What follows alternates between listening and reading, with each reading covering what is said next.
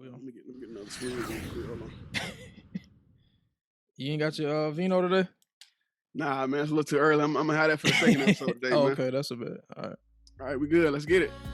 Hey, what's happening, family? My name is Tyler. And it's Daryl checking in with you. And this is Uncharted Mind, the podcast about life, health, and wealth. All right, so today, man, we got a good episode for y'all. You know, health, man, there's more than just the physical aspect, right? There's mental, there's spiritual. But today we're going to hone in on the mental, right? We got a guest. We brought a guest on, somebody that we went to school with, you know, graduated. I think she graduated, what, a year before us? 11. Yeah. So 2011, we graduated 2012. You know, she has studied. Well, actually, I'm not even going to get too much into her bio. I'm going to let her talk about it. But it's dope, man. It's dope. It's going to be a dope episode. And strap in, man. Y'all going to learn a lot, man. Y'all going to learn a lot in this episode. So, all right. Go ahead and introduce yourself to the people. Give us your name, where you from, where you went to college, and all that. Okay. So, hi. My name is Liz Frazier. I'm from Swainsboro, Georgia. Shout out to the city. Home team. Small little country town. I grew up in the project housing in Swainsboro all my life, until I decided, one day to move to Atlanta. So right now I currently live in Atlanta. I love it here. I graduated from Georgia State University with my bachelor's in psychology, and then I went to Capella University to do my graduate degree. So I have my master's of science in clinical mental health counseling. Okay. And that's just a little bit about where I'm from, and currently I work as a mental health therapist right here in Atlanta, servicing clients, and so that's just my little backstory. Okay. So what made you decide to go into mental health? So when I was a child, I used to always kind of wonder about the way, like the reasoning behind why people behave the way that they did. Yeah. And really for me, it was just kind of seeing my mom. So when I was a child, she would, do certain things. She would say certain things. And then, from a little girl, I was like, you know what? I want to know, why do people act the way that they do? Like, why do they behave the way that they do? And so when I was a child, I always knew I either wanted to do one or two things. It was going to be in the mental health field, or it was going to be a lawyer. So it was going to be one of those two things. I chose therapy. I chose psychology. And so, because I just want to study human behavior, and I wanted to know, why did my mom act the way that she did? And I figured out why once I became knowledgeable in the psychiatric psychology field. Okay, so talk real quick. I got a question. So there's like a mental health counselor or specialist. Then you have a psychologist. I think those are two different fields. So I kind of know the difference, but can you explain? Like, I think one is, the counselor is more like your day-to-day, issues type thing that you can sit down and talk to someone about. But the actual psychologist side of it is like studying, like doing like research type thing. You know what I'm saying? Is that correct? Or? Yes. So some of what you're saying is correct. So you have different type of fields, in the field of psychology. So you have therapists, which is what I am. And the only thing that you have to have in order to be a therapist is a master's degree, and you have to be licensed in the state of whatever state that you're in. Psychologists, those individuals, they have to, of course, get a doctorate degree. Mm-hmm. So in order to be a psychologist, you have to have a doctorate degree, and then it's sort of the same thing as a therapist. Mm-hmm. Because you both are doing the same thing. It's just that one has a doctorate and then one just has a master's.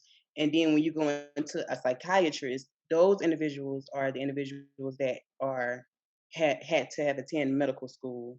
And so you have to go through medical school, and those are the people that can actually write prescriptions for a client. And so a therapist and a psychologist, they're somewhat the same. They both can diagnose a person. I can diagnose a person. A psychologist can diagnose a person. The only thing that we can't do, that a psychiatrist can do, is actually write a prescription for a person. Oh, okay. So it's more a medical side with the psychiatrist. Yes. Okay, okay. It's more medical. Yep. That makes And sense. but Do yeah. Okay, you? Oh, and Mhm. I got these questions back to back, but last go one for ahead. me. Okay. Do you aspire to maybe go up to that next level? Oh yes, I'm always trying to go. I'm always Okay. going to go to the top. If I'm gonna do Yeah, something, I'm gonna do it all the way until I can't get no higher degree. So, I got you. yeah. So yeah, I'm currently trying to get into medical school. To go ahead. I'm not gonna go to be a psychologist because I can do the same thing as a psychologist can do right Mhm. now. So there's really no need for me to do it unless I'm wanting to do like some type of research or teach at some college or something. Hmm. But I am trying to go ahead and get into medical school to be a psychiatrist. Yes.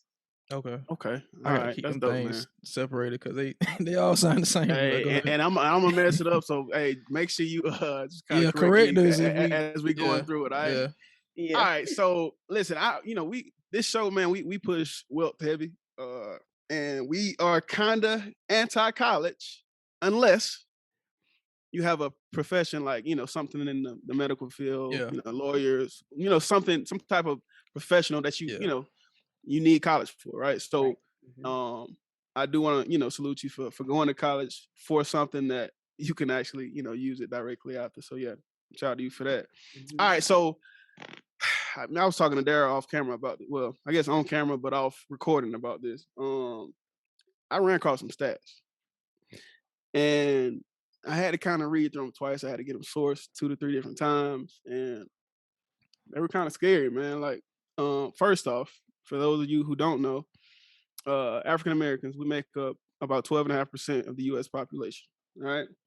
Okay, so of that 12%, right? Well, not of the 12%, of all of the homeless people in America, 40% of the homeless are Black Americans, right? And I'm leading all this into a question, so Hmm. No, just hold we on. with you. Go ahead. Yeah, yeah. So 50% of the prison population is Black African Americans, right? And then 45% of children who are in foster care are Black, right? So I wanted to read those stats off to y'all, and y'all can y'all can verify this information. I got it from Columbia University, the Department of Psychiatry. But I wanted to read those stats off because it's crazy that in the Black household, right, in our community, we don't take mental health as serious as we should because of all the stigmas around it, right? Hmm. Um, so these are some common misconceptions that I ran across, in our community, right? And you can kind of explain like your thought on each of these misconceptions. Just kind of give us, your opinion on them. But one opinion is that therapy or professional mental health support is not for Black people. Like, Mm. why do you think that is? Why do you think we think like that? Well, I think that we think like that because there's not, and I'll say kind of in the past, because right now things are starting to change a little bit, Mhm. but in the past, when you are looking for help, with therapy, you don't really see any Black people that is therapists or is Exactly. That's a psychologists fact. I ain't or even think is about that. Yeah. psychiatrists. You know, I I until now, I kind of see a lot of people starting to become therapists, psychologists, psychiatrists. But Mhm. even now, it's more of different races that are, your therapists and stuff. So if we don't see it, it's sort of like it's not for us. If we don't see, a person uh representing us in that profession. So in school, they teach us that, when you're becoming a therapist, you have to be like knowledgeable of all of the different cultures. Mhm. Mm. Because just because I'm an African American therapist doesn't mean that I won't have a client that may be from another ethnic background. So Mhm. in school, they teach us that you have to be culturally, you have to, Diverse. Mhm. culturally, yeah, you have to be culturally diverse. Thank you, in order to even, be a therapist and hold a licensure. So I think that that's the main reason that Black people, that they say is not for Black people. It actually is for Black people. It's for all people. Mhm. Even if you have a therapist from a different race, if they're licensed, they were already trained, to be culturally diverse in all areas. And so, and if you ask me, and a person says, they would rather, you know, be counseled by a therapist that's within their same race, then I'll agree. Because nobody knows what Black people endure besides Black people, No, that's a because fact. we know the things that we go through, and Mhm. so for me, I know that I may not be as good for a Asian person. I may not be the best person to provide therapy to them, because some behaviors that may be acceptable for the Black community, it may be taboo for them. It may be something that they don't, agree with. And so if you don't understand that, you can be very biased when you're trying to provide therapy to a person that's not the same culture as you. But I think that that's the main thing. It's just we don't see it. We never saw it. We are starting to see more Black people in this field, and so I think. And another thing is that most of the time when I was growing up, I always heard like people say, "Oh, they crazy." If you get some kind of Man, if you got some kind of mental health issue, then you crazy. They yeah, crazy. But it's not true. But And everybody go through mental health issues, whether I'm they telling you. aware of it yeah, or not. That's the crazy yeah, part. Yeah, everybody. But growing up in the Black community, now that's some crazy people. That's for crazy Mhm. folks. So that's the it's a misconception, definitely. Definitely. It's a Yeah. big one. It's a well, big one. that actually kind of segues into our next question on the topic or misconception thereof, is that like people think that is only for like the severely ill, like mentally ill, but kind of explain like that, it's for everybody. Like everybody could use their help, from a therapist, because we all deal with, things that happen to us in life, whether Mhm. we deem it big or small. So how do you feel on that? Yeah. So yeah, people do have that misconception that only people that need therapy is those that are severely ill, maybe those that experience hallucinations or hearing voices Hmm. or having Mhm. delusions. They may say oh those, but no, I'm regular, I don't need therapy. No, everybody, like you said, I always say that everybody can be diagnosed with something. Yeah. Everybody can be diagnosed with something, That's a whether fact. it's OCD. Some people have OCD, some people are depressed and stuff. Everybody can be diagnosed with something. And so, no, therapy is definitely not PTSD. for, yes, PTSD Hmm. is very, very, it's a very common disorder. It's not just for war heroes, man. And it's not You can just get for that people from in the anywhere. military. It's not just for Definitely. people in the military. Definitely not. But I think that that's definitely a misconception. And it's just because people don't want to be seen, they don't want to be deemed crazy, or, Yeah. you know, they don't want people to, judge them based off of getting therapy, which really is just not true. Everybody goes through situations every day in their daily lives, and therapy is for everyone. Definitely. And that's where I have to give a hand up to some of these other races, man, because some of these cats, man, they make it a part of their their lives growing up. Some of them have like family therapists. Hmm. I always saw it on movies and TV shows and stuff like that, and wondered like, ain't y'all that crazy that y'all need a family therapist? That's wild. Like, No, I what y'all think they going help through? prevent the crazy But if you get Exactly. exactly, ahead of it. Yeah. Exactly. exactly. And so like, but it needs to become more common. You know what I mean? Yes. It needs to become a thing throughout all cultures, not just black, not just those races that do it currently, but definitely in our culture. Well, So all right, real quick on that, Tyler. This will be like a part two of that. How do we drop that stigmatism in our community specifically? From that, like what can we do? What maybe you can do? As you being the professional in the field to draw more awareness to that everyday person needs it, whether you on this side of the spectrum or at the bottom. hey, That's and a real very quick, that's a but very good before you question. answer that, Liz, before you answer that, Hmm. I need you to kind of, if you're comfortable with it, talk about the conversation we had yesterday. How you was like, oh, that situation is kind of like, minuscule. I don't think I need counseling for that. You know what I mean? Yeah, You remember how we was talking yesterday? We was talking about the situation. And you ain't got to go into detail, yeah, but you yeah, was just like, no, I don't think that's a small situation. And then you realize from two different sources told you the same thing. Okay, yeah, hey, maybe I should think about therapy, bro. yeah. Well, what it is like me and my mom, like, man, we love each other to death, but sometimes we kind of have these rifts in our relationship where we'll go through these little spots where we have disagreements, man. But what it is like we're so much like each other that when you have two people like that, they can easily bump heads, and it's hard for each one of them to see where the other one's coming from. And Tyler and someone else was telling me, you know what, maybe y'all need therapy or counseling. You get what I'm saying? Yeah, I was like, man, it ain't that serious. You get what I'm saying? But it's just the fact that spoke to what we're talking about now, how us as Black people may downplay it, that we may feel like it's not significant, but it really affects our day-to-day lives. So that just kind of goes into what can we do now to make it more normalize it, comfortable for Black people to talk about. Mm-hmm. So I'm glad y'all asked that question, because actually we doing it now. Okay. Starting this podcast. Things like this.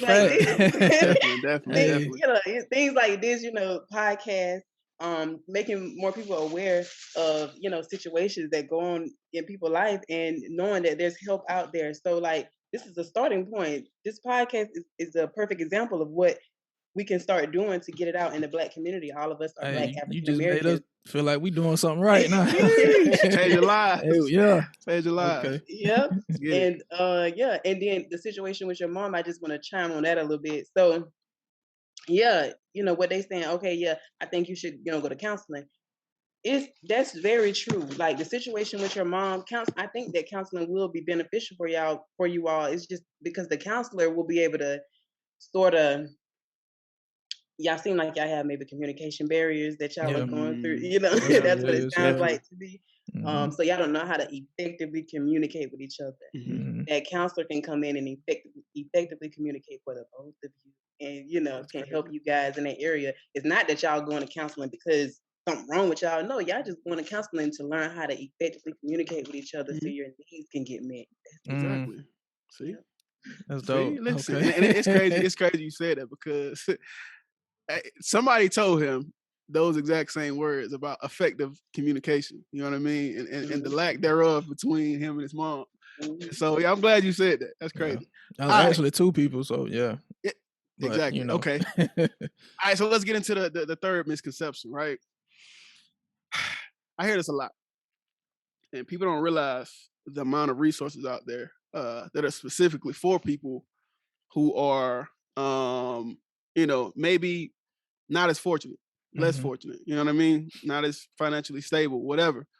But one of the common misconceptions is therapy is too expensive, right? So can you talk about ways people can go about, getting that help, but maybe on either a lower financial end of the spectrum, or maybe a free resource of something you know about, or maybe use some type of financial or like a medical care or whatever that they currently have to, to fund that type of help. Yeah. So therapy is not expensive. Therapy is only expensive if you want it to be. For example, all of my clients are individuals that the only income they have is maybe $700 or $800 every month. That's the only income they have, and all of them are my clients. And no, therapy is not expensive, because what most people don't know is that, let's just say, if you have Medicaid insurance, all the people that's in Swainsboro right now that have Medicaid insurance, they can go to therapy for free. You don't have to pay anything. Wow, okay. Your Medicaid pays for your therapy. I didn't think they would. I didn't know that. Yeah, they cover all of your therapy. Yeah, you don't have to pay anything for therapy. Yeah, Medicaid pays for all of your therapy, as well as if you have Medicare for like older, individuals that have Medicare. Yeah, that pays for your therapy. They have all different types. I mean, it's a ton of resources for people to pay for their therapy. Now, the only thing about in a small community like Swainsboro, you don't really have access to a lot of different resources down there.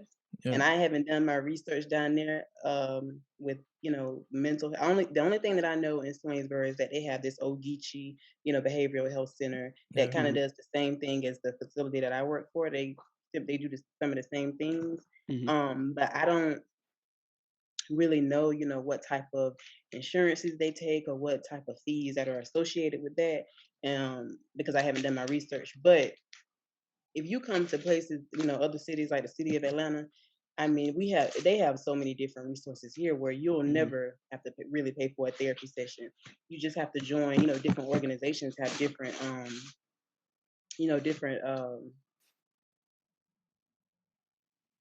they will fund different Yeah. things, and therapy is Gotcha. one of the things that they'll always fund. They'll Okay. always fund that for people that are less fortunate, or they may not be able to pay for it themselves. They'll fund that for you, so that you can get the help, especially in the Black community. And also therapists, people that provide therapy, they offer sliding scale fees. And Mm-hmm. so just because you may not have and enough money to pay for it, they'll have a sliding scale fee that you'll only pay maybe a few dollars a month, and that's it to get your therapy. So it's not expensive at all. Okay. Okay. And also too, I'll add to that, like, I think, with mental health, the awareness of it is on the rise.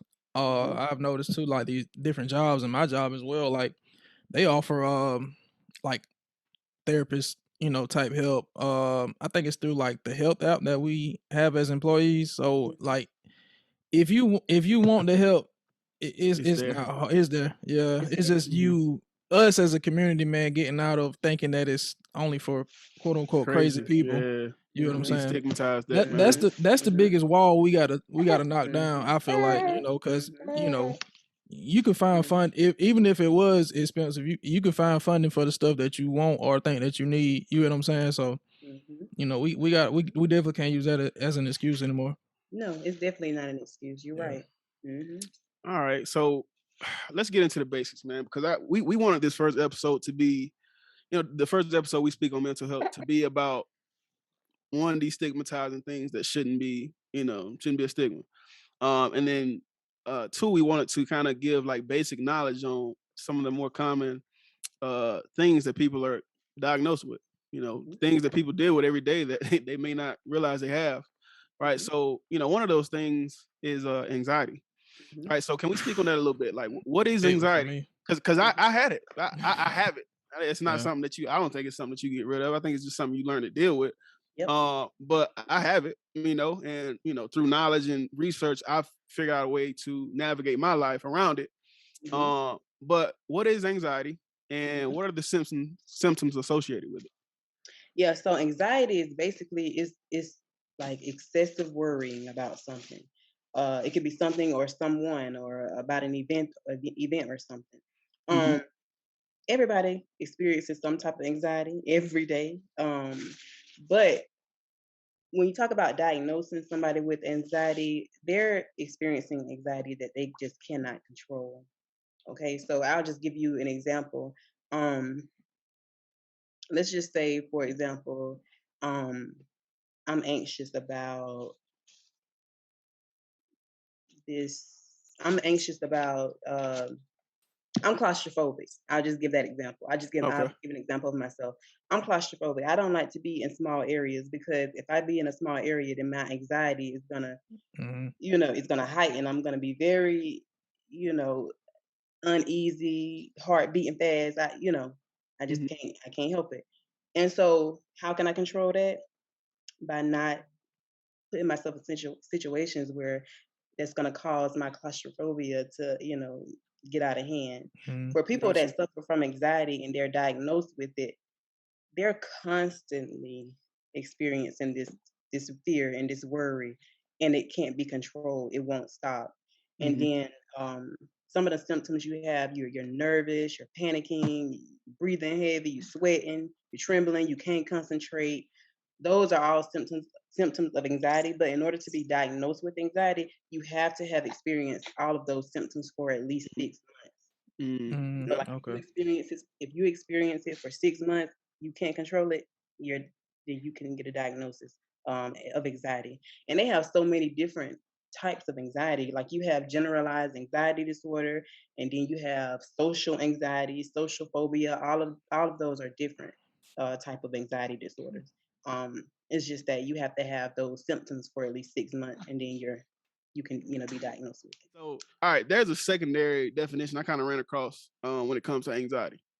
I like to call it like an urban definition or whatever, right? But I read it as the fear of something happening that hasn't happened yet or may not ever happen. Oh yeah, yeah. That's definitely true. A lot of times people worry and worry about something that's probably gonna happen, but it's never gonna happen at all. Exactly. That's just, you know, human. That's just how people are. So, Hmm. you know, it could be something as simple as, okay, my mom could have been diagnosed with cancer and she could have died. And then this person is constantly thinking, "Oh, I'm going to be diagnosed with cancer. I'm going to be diagnosed with cancer. I'm going to," Yeah. and it never happens. But they're Hmm. constantly worrying about it to the point where they can't even control, you know, their thoughts and their emotions and stuff. Yeah. I'm gonna go ahead and tell you, man, like the source of my anxiety, it happened 7 years ago. When my daughter was born, because well, 6 years ago, almost seven. She'll Yeah. be seven in February, on February 7th. Yeah, shout out. Shout out to the GOAT. Yeah.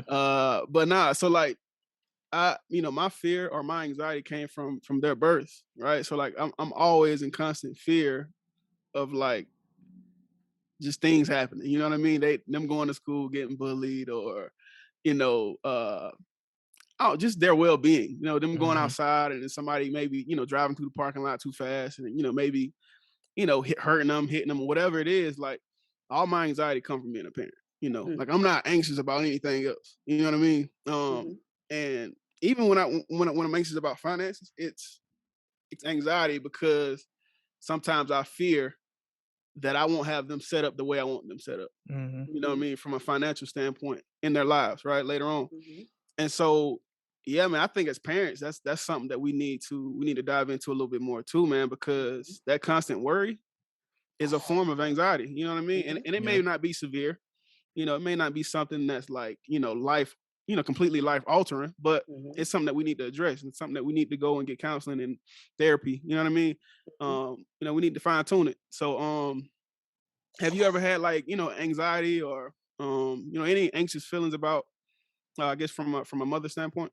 Oh yes, definitely. I think all parents, if you care about your children, Hmm. um, they have the same type of feelings. We Mhm. all, you know, parents, we all share that same type of anxiety. It's just that when, you know, we just have to realize that as a parent you can only do, you know, the best you can. And Hmm. so we can't control other people out there in the world. Only thing that we That's a fact. can control is ourselves and, you know, our children to an extent, because, Hmm. you know, at some point we won't be able to control them either. Hmm. You know, once they're off and doing and they're grown and doing their own thing. So Mhm. I think all parents have that type of fear and worry. And like I Hmm. said, you know, those that actually care for their kids, because I know it's some parents that don't care, you know, at all. Yeah.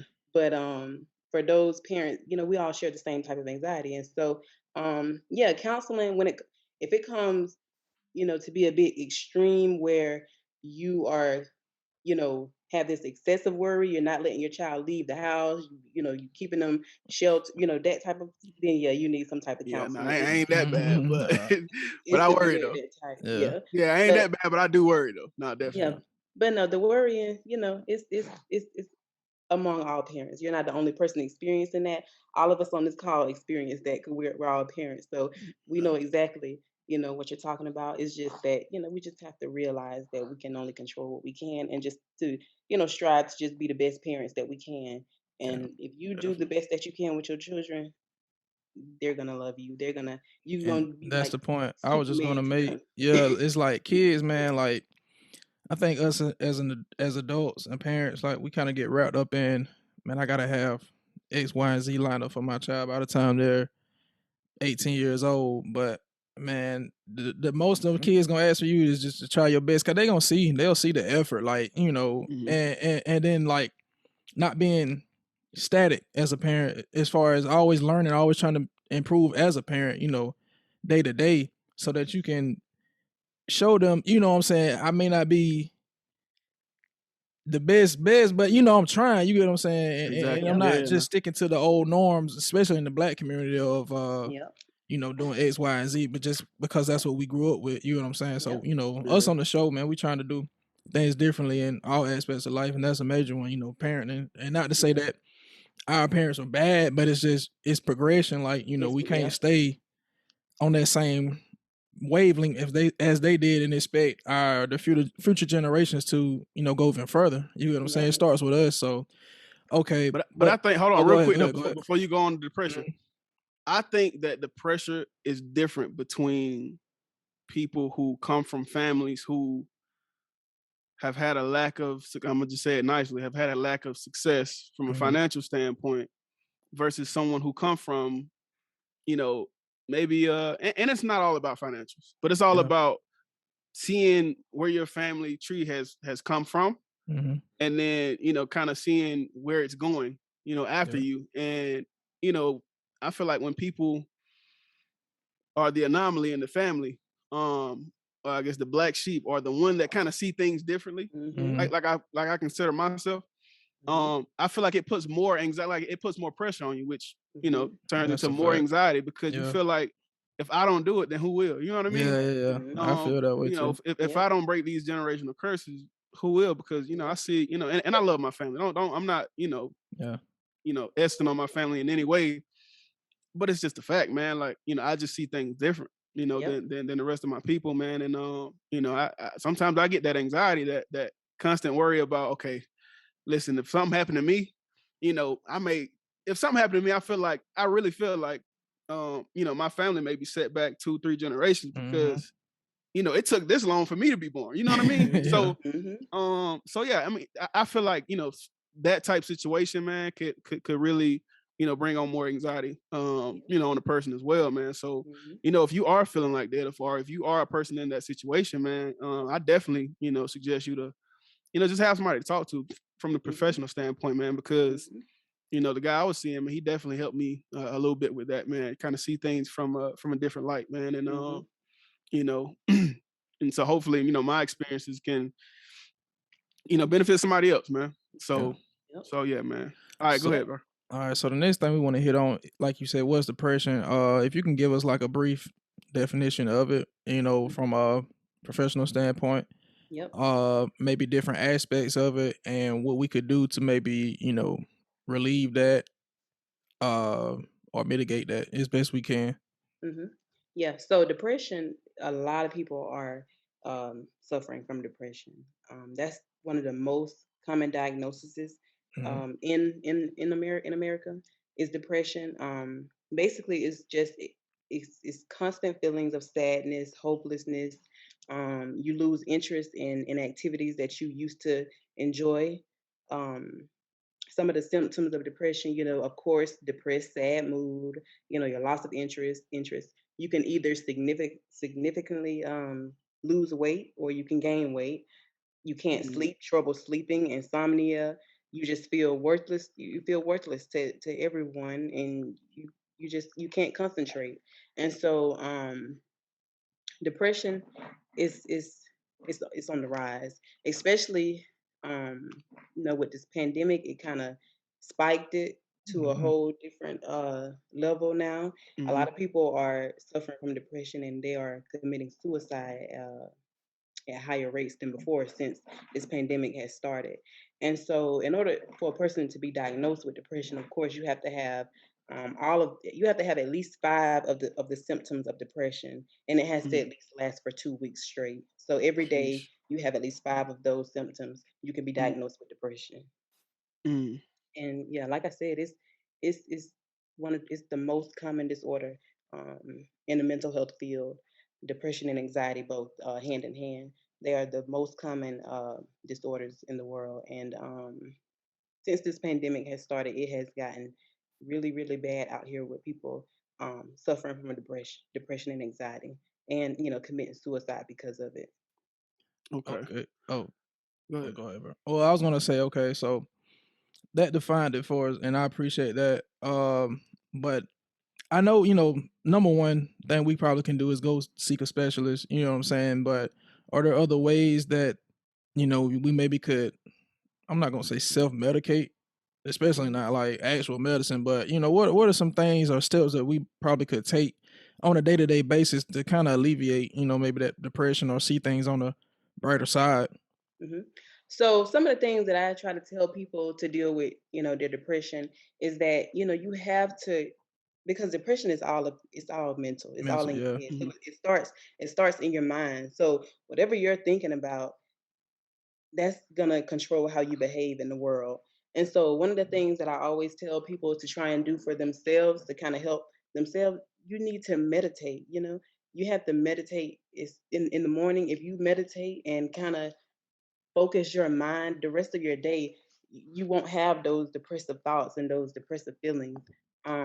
A lot of times in the Black community, what they tell us to do, of course, is go to church. Go to church. Listen, Yeah, and Go I to love the Lord, man. I love God, but geez, bro, there's more yeah. than that answer now. yeah, They yeah, tell us to go to church, and everything is gonna be all right when you go to church. You're gonna feel yeah. Exactly. good. Whole time You the pastor suffering from depression and anxiety and all this you other know, craziness. Boy, you yeah. set a bar then, boy. Oh my God. Yeah. But go ahead Yep. though. Go ahead though. Go ahead. Yep. I'm But they sorry. tell you go to church. That's what the Black community tell you. But no, you have to be able to deal with certain things on your own. And going to church is only just one, aspect of trying to, get out of that depressive state. Yeah. And so, Which I feel like it you just know, gives you like a, temporary it's high, a you could temporary, say, yeah. you know what I'm saying? But once you back home alone, you're dealing with the same thing, Mhm. so And then, of course, people self-medicate by using drugs and alcohol, which is not, it's only a temporary fix yeah. as well.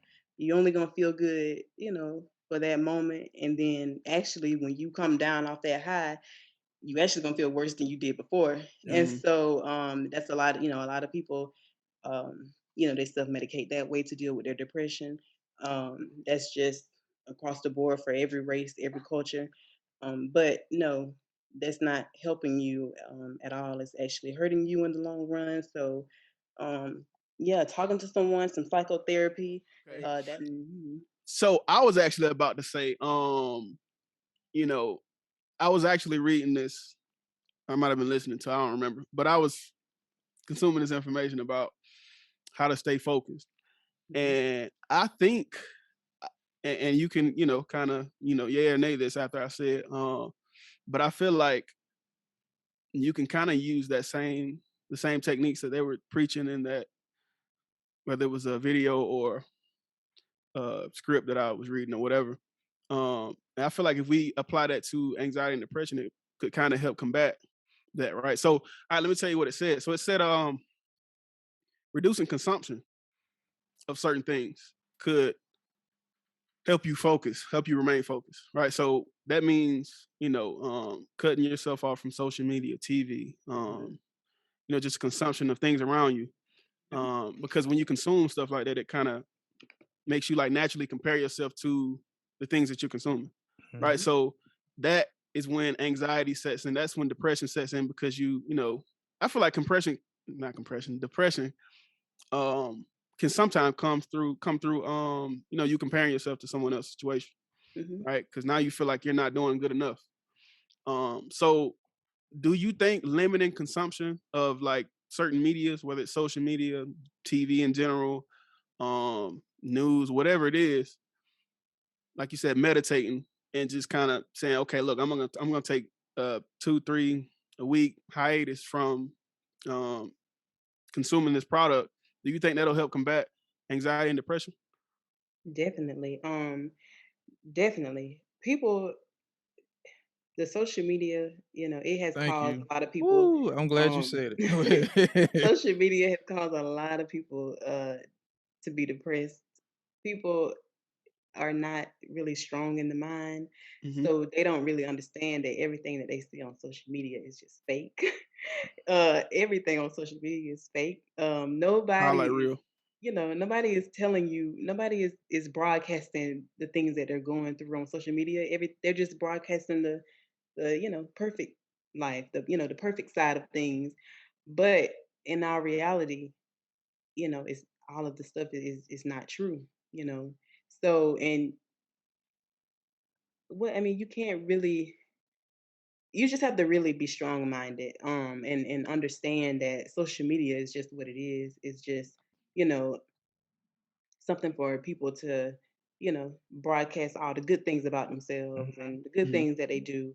And it's just so sad that most people can't really tell the difference between a social media life and then real life. They can't, see the Right. difference in the two. And so that's what causes people to, constantly try to keep up with other people and keep up with Mhm. what they're doing, because they think that they are witnessing something that's true and authentic, but really it's not. It's just it's just what it's just something Yeah. that they putting out there, It's but a it's highlight really not. reel. Yeah, it's just a highlight reel. That's it.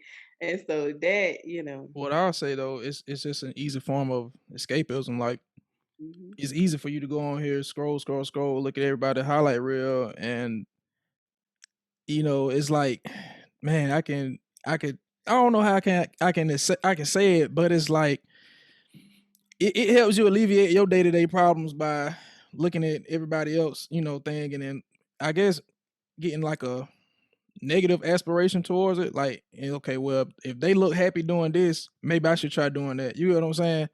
So mhm, I think that's why it's kind of easy to fall in that trap. Because I'm gonna be honest, like I fall into that trap too. So I have to monitor myself. Like, and I'm like the biggest social media hater. I know it's important as far as like business wise, but like I can see like the flaw in it. You get what I'm saying? Because I go through it myself. Like I'll be on the scrolling, man, and start feeling like lower than what I actually am. You know what I'm saying? Because I feel like I'm not keeping up with everybody else, what they got going on, what they have. You know what I'm saying? So once I mhm, really feel that in my heart, man, I was like, I gotta put the phone down. Cause you know what I'm saying? Cause it's easy But you to know what though? fall into that rabbit hole, man. There's a way to combat that too, though, right? And it's something I do now. And because bro, we all the same way, man. It's just natural. You know what I mean? mhm, Mhm. We naturally compare ourselves in our situations to other people. You know what I mean? mhm, It's just human nature. So what you can do to combat that, man? Because I don't want to just come up here and say, give y'all all these problems that we go through and without having some type of way to Solutions, yeah. combat it.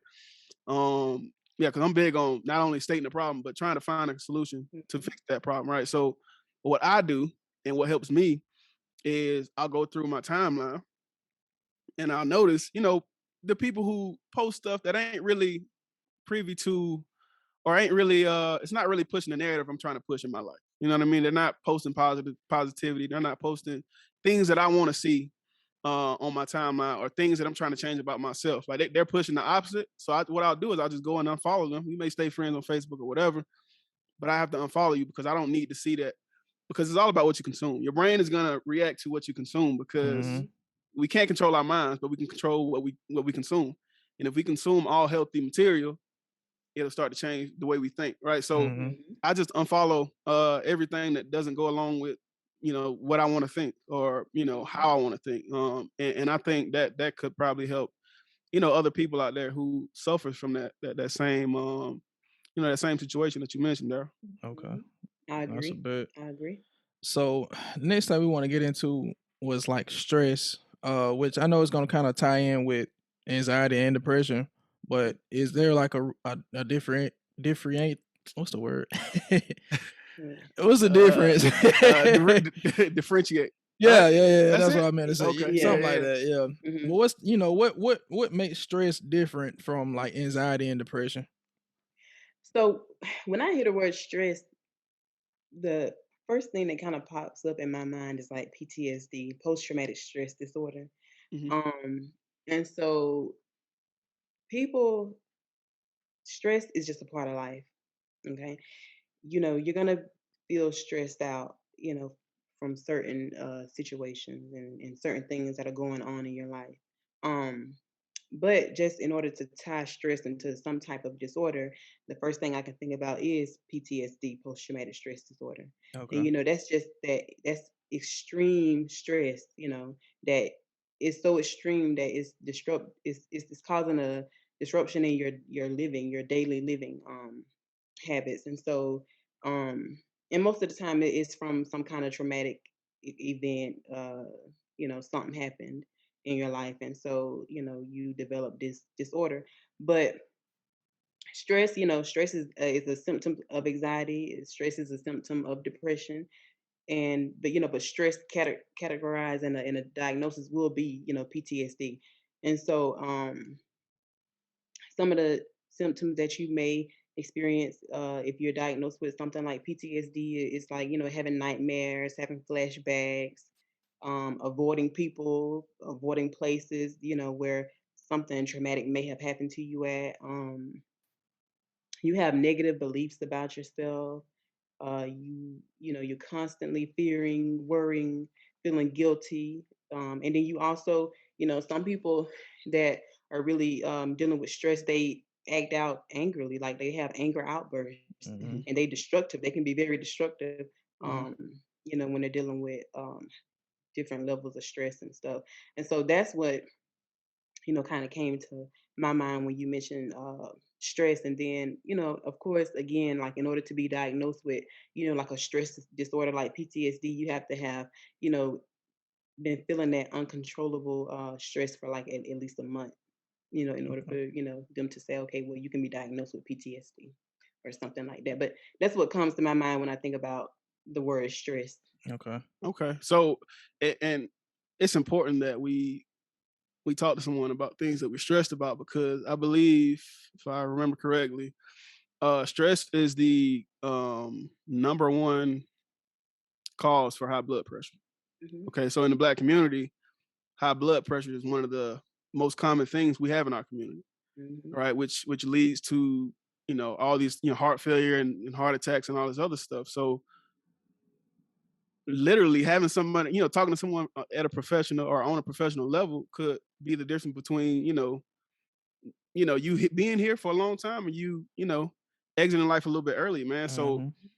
I think we should definitely, even if the things that we feel like we're stressed out about isn't, what we consider a big issue, but it's big enough to cause that stress, right? We should talk to Hmm. somebody about it. We should talk to someone like you about it, because like I said, it could be the difference between you being here, 10 years versus Hmm. 30, 40. You know what I mean? So um yeah, it's definitely the leading cause of high blood pressure and then, heart conditions and all that stuff. So man, do yourself a favor, do your family a favor, and go seek professional help.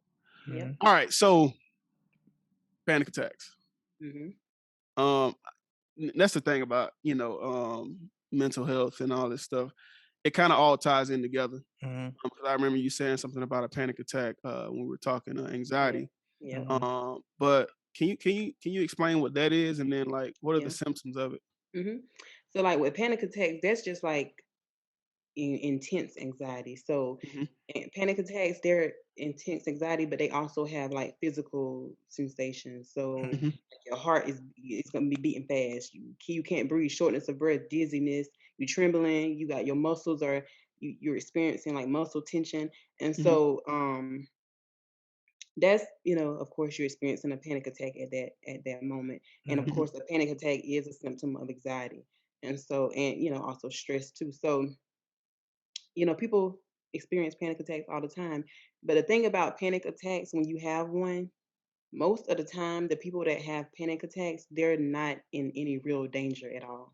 And it's just Hmm. only it's only in the Mental. mind. Yeah. Yeah. Okay. And so, like I was saying previously when I was talking about my claustrophobia, so a lot of times I find myself, in a tight area. Maybe I'm in a what the Elevator. the car, not so much elevated, but what's the things where you park your car at, that's what they call those? You park your car in the, oh my god. It has Oh, different you talking the parking garage? garage, Garage. parking Yeah. Okay. garage, Yeah. yeah. Yeah. Yeah, Okay. so I have panic attacks when I'm in parking garages Okay. because Okay. that's just my claustrophobia, but I'm Hmm. not even in any real danger, like Exactly. nothing's gonna Exactly. happen to me, Yeah. but in my mind, something is gonna happen, like this parking Yeah. garage is gonna collapse and I'm gonna be, Yeah. Stuck so in Yeah. it. I'm gonna be stuck or something, so that's just me having a panic attack, but I'm not even in any real danger at all, Yeah. so And And I wonder where that stemmed from, like claustrophobia. Like what, like is that does that come genetic from like or yeah, is it genetic, or does it come from like mm. something that happened in your past? Like how does that Mhm. work? I researched it when I, realized that I had it, and they said it is nothing genetically. They said that, it could be something that you experienced as a child, something that, caused you to feel this way. Mhm. And when I think about my childhood, I mean, a lot of things happened in my childhood, but I can't really pinpoint something that happened that would cause me to be claustrophobic. Hmm. So, but that's just what the research says. They says that, it occurs from childhood, something happened. But Okay. in my case, I still don't know what happened, but I just know that I am I guess it's just I claustrophobic. got person to you. I got person, you. yeah, Yeah. based on their experiences. But I want to say I appreciate you, how you going in depth with these different subtopics and like explaining, the different symptoms. Because I feel like people may be going through these things and like just brushing it off, like, oh well, that always happened when I go through this. You know what I'm saying? So Hmm. now hearing it from a professional, they may be like, well, maybe I do need to go seek help. Hopefully, and that's the point of the show as well. Um, so with trauma, I don't know if there's different things with like different categories of trauma, or if you can give us like a brief like synopsis on what trauma is and things that can cause trauma. Hmm. Yeah, so trauma is basically just it's an emotional response to something that has happened to you. And so, it could be you could have gotten in a car accident, it could have been you were raped as a child, it could have been a hurricane came through your city and it was a traumatic event. Mm, So all of that is different parts of traumatic and they cause trauma for a person. And so some of the symptoms most of the time, like if you experience a traumatic event, at first you're just going to be shocked. You're going to Hmm. be in a state of shock, and some people even be in denial of the trauma that they may experience. So I know people, they may have been raped as a child, and at first, they're shocked, and then they start to get in denial, like, "Nah, that didn't really happen to me." They just don't, brush it off. they Yeah. wanna brush it off. But eventually, that doesn't help. And then some of the symptoms that you have when experience trauma, you have unpredictable emotions. You having flashbacks. You all of your relationships are strained. Like you don't have any, successful relationships. They're Hmm. strained. You even have some people even have physical symptoms. They experience headaches and nausea and all that type of stuff from trauma. Hmm. Um, but different type of situations that can cause trauma is rape, domestic violence, people that Hmm. have went through that, illnesses, severe illnesses, or the death of a person, the death of a loved one can cause trauma, and even kids that witnessed their parents fighting and stuff, that's traumatic for them as well. Hmm. Exposure, yeah, Yeah, definitely. exposure. Actually, cause I read. I was talking to Daryl about this off recording. Mhm. Yeah, because I read a passage from the same people that I got those numbers from earlier, Mhm. and it said exposure is a big reason that, or is a big cause of mental health issues in the Black community because of what Hmm. Mhm. we're exposed to. Maybe not directly inside our house, but it could be like directly outside. You know what I Yep. mean? Whether it's being exposed to drug deals, Mhm. violence, any type of crime, anything like that, man, it could lead to mental issues or illnesses or whatever. So yeah, I'm glad you explained that a little bit. Okay, so how can trauma affect someone growing up, right? Like, Mhm. we experience all these things when we're younger, and sometimes we don't even know we've been Hmm. affected by trauma. Mhm. But Mhm. we just know that we don't respond to things in life later on the same as someone else would. Mhm. So, how could this affect someone growing up? Yeah. So children that experience trauma as a child, like you said, a lot of times we don't really because when you're a child, you don't have the mind of an adult, so you don't really Lack self-awareness. yeah, Hmm. you don't really understand certain Mhm, things. But growing up, it can affect you. You'll have a hard time controlling your emotions, when you get Hmm. older. You have a hard time. Some kids, they mimic the same behaviors that they experience, that they saw as a child. So like if my daddy was a drug dealer, I'm gonna be a drug dealer. My mama was a prostitute, I'm gonna be a prostitute, So exactly. they mimic the same behaviors as, whatever they saw when they were a child. And then people that experience trauma when they're a child, most likely they suffer from depression, anxiety when they get older, and other mental Mhm, disorders. Some mental disorders, yeah, they are genetically inherited from mother to child or parent to child. So Some things are, some things aren't. But that type of trauma, all of that, it plays a part in people being diagnosed later on in life because of all of the trauma that they experienced growing up. That's dope. Okay. So just a part B to that question, like how can you just say if you're the person that went through the trauma and once you're older or an adult, everyone around you can see that you may be suffering from that. But how can you get the self-awareness to know to recall back what caused you to be having that like reaction to present date? You get what I'm saying? Hmm. Most of the time, people don't realize it. They don't realize it until they start to go to therapy, Mm, um, because the therapist really opens that up for them. Because most people don't get it on their own. mm-hmm. And so, if you are a person like me and you study, human behavior and you went to school for this, It's of probably course, I easy don't for have. you to, It's yeah, easy for me because yeah. I know to go back to my childhood and say, oh, you know what, this might have caused that. This is Mm-hmm. probably what, Mm-hmm. but most people don't do that. They don't know to do that. And so really, they don't really realize it until they do go to therapy. And then that therapist kind of takes them back to their childhood. And, because in therapy, that's one of the things that they're going to ask you, to explain, how was your childhood? How was it for you Mm-hmm. growing up? They'll kind of Yep. dig into, they're It's like going one to of the dig. first questions I was asked. Yeah. Mm-hmm. Yeah. Yeah, they're gonna dig into all of that Mm-hmm. because most of the time that's where all of our problems stem from, Mm-hmm. 90% Upbringing. of the Yeah. time. So yeah, I think that that's when they become aware of it, when they go to therapy and then the therapist points it out to them because people don't just be aware of it like that. Mm. Okay. I can give So you a go ahead, bro. no, go ahead. Go ahead. I was about to say I can give you kind of a telltale sign that I've done personally. Like somebody may mention to me like, "Oh, you are like this because of this must happen to you when you were younger," and like as soon as they say it, like my natural response is to be brash and like just pop off. Yeah. But I feel like if we can get a self-awareness to know, like, well, if I reacted that way, it must be some truth behind it. You get what I'm saying? Exactly. Yeah. Yeah. Yep, So we, that's true. we we I we agree. gotta take and we gotta listen to those that we're closest to. You feel what I'm saying? And Yeah. especially if it's like I said, especially if it's those that are in our everyday circles, man. Like Mm-hmm.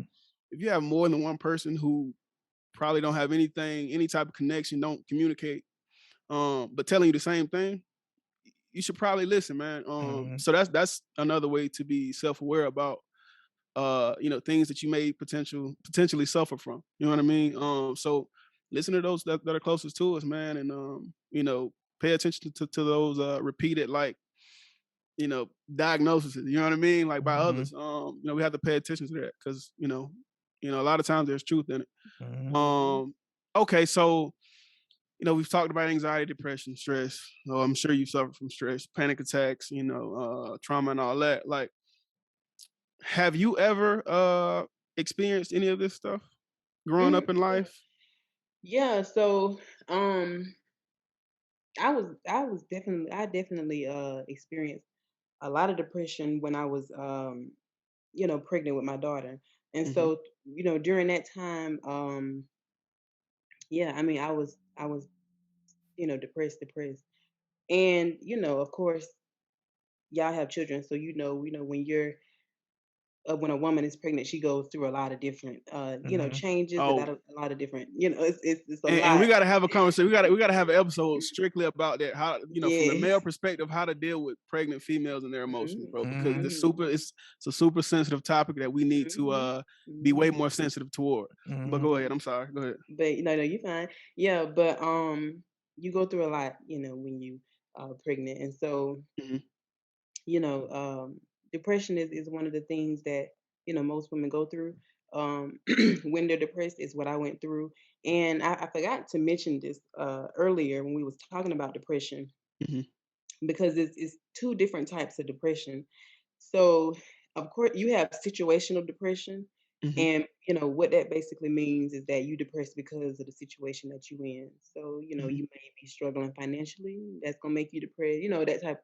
But then you also have depression where people have a chemical imbalance in their brain, Mm-hmm. and Okay. so I didn't that know type about of that. depression you can't control. And so it's You not have to because the medicate person when yeah, it's not because the person. Yeah, it's not because the person wants to be depressed. it's because they have a chemical imbalance. So they don't have, they don't have a choice but to be depressed. Mhm. And so, most of the time, what helps that is just, the medication that they give you. They give you medication, different type of medicines that are for people that have that chemical imbalance in their brain that causes depression. Mhm. Um but those are the two types of depression. So, mine of course was more situational depression, the situation that I was in, while I was pregnant that caused my depression. And so, yeah.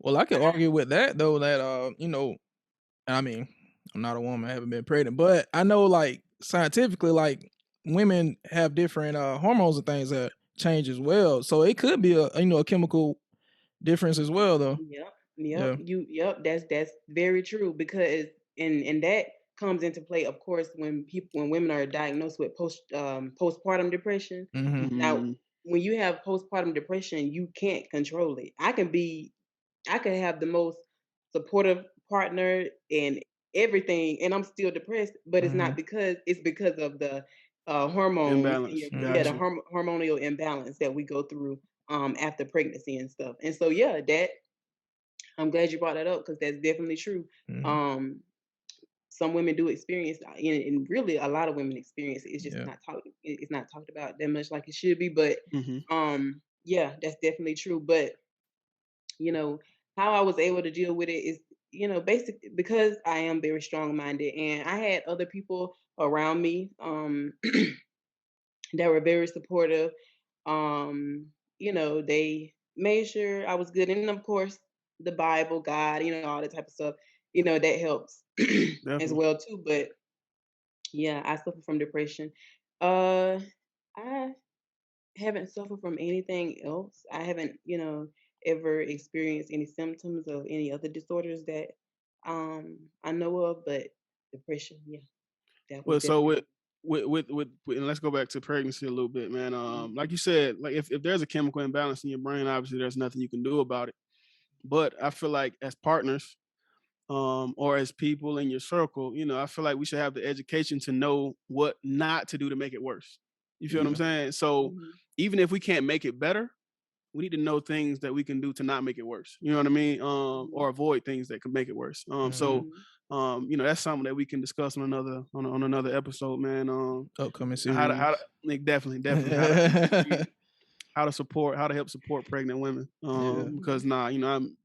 for me, man, I always I my kids' mom, they'll tell you. Like I ain't let them do nothing. You know what I mean? Because Yeah. I was overly like anxious about, okay, well, if she pick up this one bag, you know what I mean, it could do something to the baby. Yeah. Right. But a lot of times, like you don't realize, like, well, I know from my son, man, like his mom, it kind of actually did more hurt to her than it helped her. You know what I mean? Mm-hmm. Like she felt like, I was doing too much and I was just kind of annoying her. You know what I mean? And Yeah. so that's things like that. It's like we train like to think or do what's socially acceptable. You know what I mean? Like from me, all I grew up knowing was, listen, if they pregnant, do everything for them. You know what I mean? Don't let them Mm-hmm. lift a finger. And so, but that doesn't work for everybody, and I that doesn't mean, work for every that's a pregnancy as part of well. knowing your partner and getting to know them, as y'all go along the same journey. So, Yep. you have to kind of be Well, fluid with that too. there's that, and then it's a whole different person when they're pregnant, bro. I'm telling you, because True. when she not pregnant, she don't mind it, but when she was pregnant, bro, like, bro, don't do that for me. I'm not a cripple. You know what I mean? I'm just I pregnant. guess You know you what I made mean? her So feel even more helpless, I guess. You know what I'm I saying? guess, If yeah, you yeah, did everything for her.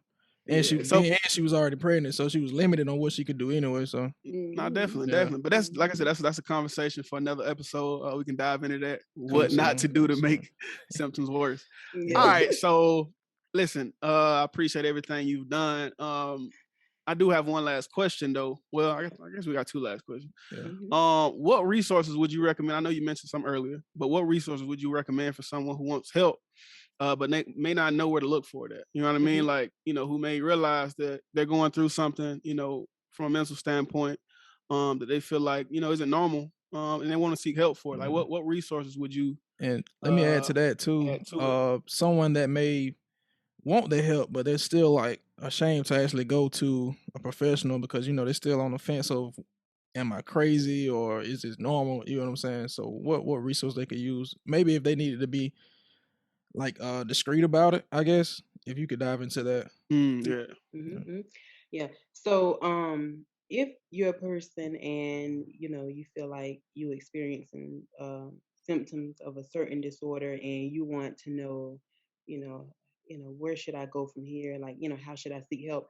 The first thing I'm gonna tell you to do, is of course get out your phone and use Google to kind of put your symptoms in to see, what it is that you may be experiencing, what disorder you Definitely. may be experiencing. So that's the first thing that I'm going to tell you to do. And then I'm going to tell you to, because this is a conversation that I've had before with people that have reached out to me that live in Swainsboro, and they, felt like they were suffering from a disorder, but they didn't know what to do. Hmm. And so, and what I shared with them is I told them that, of course, I live in Atlanta, you live in Swainsboro. So I can't, I can provide therapy to you, but I can't, you know. Yeah. And so, first thing I told them to do is do their research in their communities. There's licensed therapists in Swainsboro right now, Mhm. and most people probably don't even know Hmm. that they even have those down there, but they do.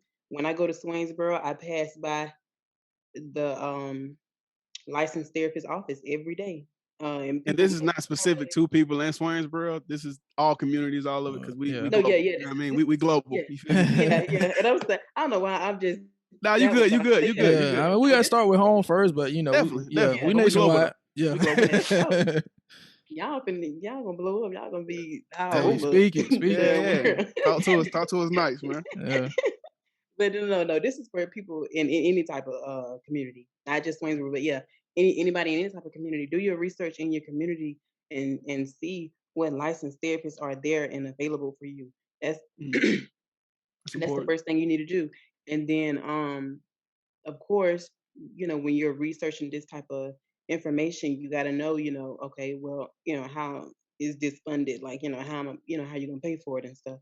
Um, Research that and go ahead and take that initiative to reach out to that person, let them know what's going on so that they can give you information, because they're going to be more familiar with whatever community you're in. And Hmm. Mhm. so I can't tell a person to, hey, go to this licensed therapist. Yeah, she'll um she'll do it for you, and she'll only charge you $30 a session.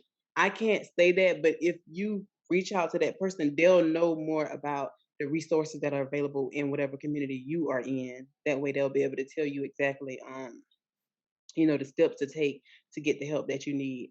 And if you feel like, you're on the edge of, I don't know if I need a therapist or not, there's tons of different resources on the internet that can help you with your symptoms just like a therapist Mhm. can. Like, for example, I know A survey, like surveys, right? It's yeah, different apps and it's different everything, apps, man. Like, yeah. it's different websites. I know a website that's called therapistaid.com, Hmm. and it has every different type of disorder you can be diagnosed with, and it tells you Mhm. how what you can do to help yourself if you have this type of diagnosis. So Hmm. you can even go there, and start Okay. from there. If you don't think that you want to go to therapy just yet, you can start Hmm. there. And then, if that doesn't help, then of course I'll say, well, then yeah, go find a therapist, somebody in your area.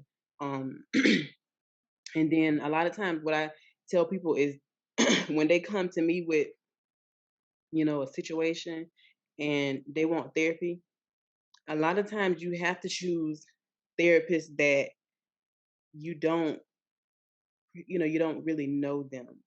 I Mhm. can't really, like, say for example, if you both came to me and you say, I want to do therapy, what I'm going to tell you is that I can refer you to someone because You don't want to I mix already know you. personal and Mhm. Yeah. yeah, I Yeah, got you. because I already know you, it kind of causes a dual relationship, and Hmm. then I can Gotcha. be like, I'll be sort of biased. Bias. If you Yeah. tell Hmm. me something, Exactly. then I'm like, nah. I So got you. it won't work out well. So that's I get that a lot with people, that want, therapy, and I'm like, well, I'm not the best person for you, but I can refer you to somebody, that'll help you, and they'll be able to, because they won't. they won't know you coming in, and it'll, kind of be a fresh start, and you'll be able to open up more about whatever you're going through. Okay, that's a Cool. bit. So what I was gonna ask, with you being licensed, do you have to be in a like professional setting in an office to help someone, or can somebody reach out to you on social media? You can give them help, which I know, that kind of be digging into your pockets. You know what I'm saying? If you gave them free help, but can you do that professionally? Like just offer professional advice in an informal setting? Mm. For our So references. yeah, so I'm I'm going through the process of getting my licensure now, so I'm getting my hours. So I'm not licensed. I'm licensed, but not fully licensed yet. So Okay. what that means is that when you graduate with your master's, they'll say you're an associate licensed therapist until you get all of your hours, and then you're a fully licensed therapist. And so Okay. that's where I'm at right now. But yes, no, you don't have to be. If you're licensed in the state of Georgia, I can provide therapy anywhere I want to provide therapy Mm-hmm. at. Okay, that's It dope. doesn't have to be in an office. It doesn't have. I can go to. Matter of fact, with what I do now, I don't do therapy in an office. I go to that client's home and I do the therapy. I go to their Mm, house. So okay. I go, That's dope. That's go dope. to the house. I do the therapy there, and I leave. I do therapy at McDonald's with clients. I do therapy at the park. I do therapy That's dope. anywhere. And so no, they have different type of facilities that do outpatient therapy and they do Mm-hmm. inpatient therapy. So my where I work at is outpatient therapy. So I go out in the community and see my people out, like I said, in the park, McDonald's, their house, wherever. But if somebody reaches out to me on social media or something like that and they want to have a therapy session, I can do it. But it's just that I can't do it if I'm not doing it legally. So if I Okay. say, That's yeah, so that's kind of what I was. Okay, yeah, but I'm glad that you broke that down as well. That you don't have to necessarily be in office to no, get a session. Yeah. Okay. yeah, Outpatient but care is yeah, probably it. To me, it would seem like probably the most effective. More organic. it Yeah, is, So because yeah. it is. when you, I've been in offices, man, and you know, I ain't gonna lie, like my therapist, man, he'll tell you, man, it probably took me 10 sessions to really start talking to him. Opening You know up. what I mean? Yeah. And Hmm. so I felt like, we could have sped that up had he came to my house or just, in a open setting. So for me, man, like, and I know everybody's different, but for me, man, I think outpatient is probably the best. Hmm. Just from a pure like feeling comfortable standpoint. You know what I Mm-hmm. mean? Hmm. Hmm. All right. Yep. So listen, I'd be remiss if I ain't talk about wealth a little bit. You know what I mean? I'm big on wealth. I'm big on Yeah. entrepreneurship and We all we that. got we got to touch on it a little bit. We got to touch on it. All right. So what's next for you? I already know you told me off camera, but tell the people, man, like what do you have in your, what do you have planned in your future? Like, what do you plan on doing with this degree once you, finish your hours? I believe you Hmm. said 2,500 more to get At or 2,400. Mm-hmm. 2,400 more to get. So what do you plan on doing, post 2,400 hours?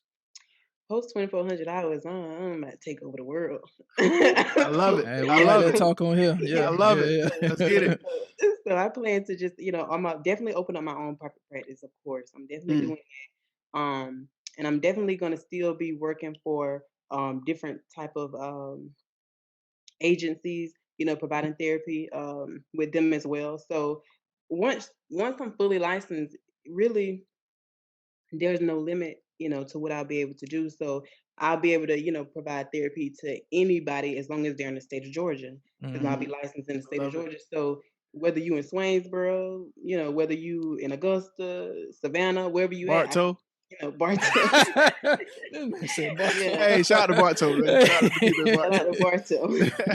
I'll be able to provide, therapy to anyone through Yeah, through private practice and stuff. got And you. also, like I said, going to medical school, going ahead to be a psychiatrist so I can write my prescriptions for my clients. That type Talking of Mm. heavy. thing. Talk to Yeah. him nice, man. Yeah. Okay. That type of stuff. And just you know what? I'ma just say that because I know Affirm that it. it's Go gonna be ahead. it's gonna be a lot more stuff that I'm gonna be doing, but I'm gonna just let God go ahead and reveal that. But for now, I feel you. that's what I'm gonna be doing. Man, I That's what I'm love it, working. man. I love it. I love it, man. Listen, we all about setting goals, writing them down, and achieving them, man. And that's what you have to do. You have to talk about it. You have to say it out loud, because the universe or God, however you look at life, God knows all, but it's better if it's said out loud and you starting to put the work in to achieve that, man. Actually, we posted something on the page yesterday about that. So yeah, definitely, man. Talk that talk, man. Talk heavy and go after it, man. I believe in you and I know you can do it. And I can't wait until you're there because we're gonna have you right back on the show. Yep. Right after. So that's Definitely. love. Yep, that's All what right, I'm so doing. before we wrap it up, just as a closing statement, what words of advice or kind of uplifting words you would have to our audience, to kind of get them through what they may be going through at this moment mentally? So yeah, so some advice that I have for people, if you're out there and you are experiencing any type of symptoms of a mental disorder, just know that you are not alone. Um, understand that everybody is suffering from something, whether they say it or not, whether they act like they are suffering from something or not. Everybody is suffering from something. So don't ever be ashamed, or don't ever think that just because you are experiencing something that you are somewhat less of a person. That's not true. um Know and understand that it's people out there that are willing to help you. You're not, you don't have to face any situation alone. The only time you have to face something alone is if you choose to. There's help out there for everyone, in every aspect of their life. So whether it's physically, emotionally, mentally, financially, whatever you're going through, whatever situation that you're in, there's help out there for you. All you have to do is ask for it and ask the right people, and get connected with the right individuals. But yeah, if you're going through anything, reach out, let someone know, get the help, get the therapy, get the counseling, and don't be ashamed. Don't be ashamed. No matter what anyone may think or say, you have to live your own individual life, and just know that it is help there for you, Best for you. and things Yeah. will always get better. Mhm. Like the saying says, time heals all wounds. That's true. That's a fact. Fact. Things will always get better in the long run. Know that. Mhm. Hey, well, listen, there you have it, man. Swainsboro's very own Elizabeth Frazier, aka Liz, aka Bree. Wait, do you even go by Liz? Yeah, some people call me Liz. Oh, Yeah. okay, because I don't put you on my phone as Liz, and I don't even know if Yeah, that's like a. yeah, a lot of people call me Liz. Okay, all right, cool, man. So listen, I appreciate you coming on. Definitely. And This it means was a more when you major episode right here. definitely much needed, Yeah. much needed.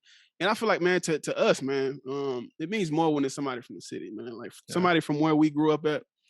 So yeah, I'm glad that you became the mental health professional that you are now, and I can't wait to see where you go from here, man. So appreciate you for coming on. We love this interview. And like I said, man, them hometown interviews, they just hit a little different, man. Yeah. They just hit a little different, man. So that's love. I appreciate it. Hey, listen, take those closing statements, man, and apply it to your life.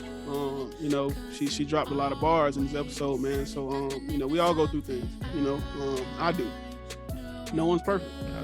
So do what you gotta do to get the help you need, man. And if you're not gonna do it for yourself, do it for the ones around you. Do it for your kids, do it for your brothers, your sisters, your parents, your whoever it is. You know what I mean? Uncle Eddie up the street. Do it for that cat, man.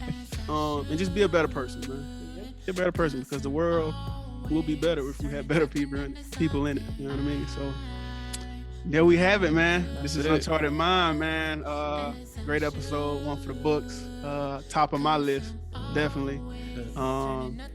See y'all later, man. All right, we're signing off. Thank y'all for the opportunity. Thank you.